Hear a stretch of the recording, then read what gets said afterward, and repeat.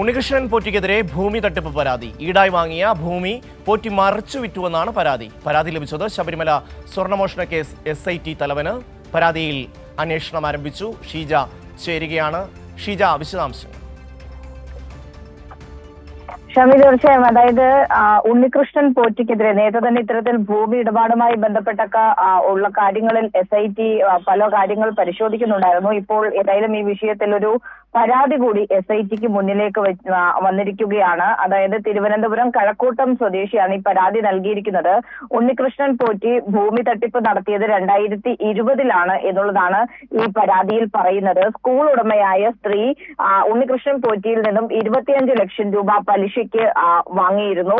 ഇതിന് ഈടായി നൽകിയത് 1 കോടി വില വരുന്ന 10 സെന്റ് ഭൂമിയായിരുന്നു. ഭൂമി എഴുതി നൽകിയത് പോറ്റിയുടെ അമ്മയുടെ പേരിലായിരുന്നു. 5 ലക്ഷം രൂപ പലിശയായി പോറ്റി നൽകുകയും ചെയ്തു. ഈ ഭൂമി തിരിച്ച് ആവശ്യപ്പെട്ടപ്പോൾ ഭൂമി മറിച്ചു വിറ്റതായിട്ടാണ് കണ്ടെത്തിയത്. കഴക്കൂട്ടം സ്വദേശിക്കാണ് ഈ ഭൂമി മറിച്ചു വിറ്റത് എന്നുള്ളതും കണ്ടെത്തിയിരുന്നു. തട്ടിപ്പിന് ഇരയായ സ്ത്രീ അവർ 2024 ജൂലൈ 1 ഇതുമായി ബന്ധപ്പെട്ടുകൊണ്ട് പോലീസിൽ പരാതി നൽകുന്നത്. അപ്പോൾ പോലീസിൽ പരാതി നൽകിയപ്പോൾ പോലീസ് നടത്തിയ ഒത്തുതീർപ്പ് ചർച്ചയിൽ ഭൂമി തിരികെ നൽകാം എന്നുള്ള ഉറപ്പായിരുന്നു അന്ന് ഉണ്ണികൃഷ്ണൻ പോറ്റി നൽകിയിട്ടുണ്ടായിരുന്നത്. പക്ഷേ പോറ്റി ഉറപ്പ് ലംഘിച്ചതോടുകൂടിയാണ് ഇപ്പോൾ SITക്ക് മുന്നിലേക്ക് പരാതിയുമായി ഈ സ്ത്രീ എത്തിയിരിക്കുന്നത്.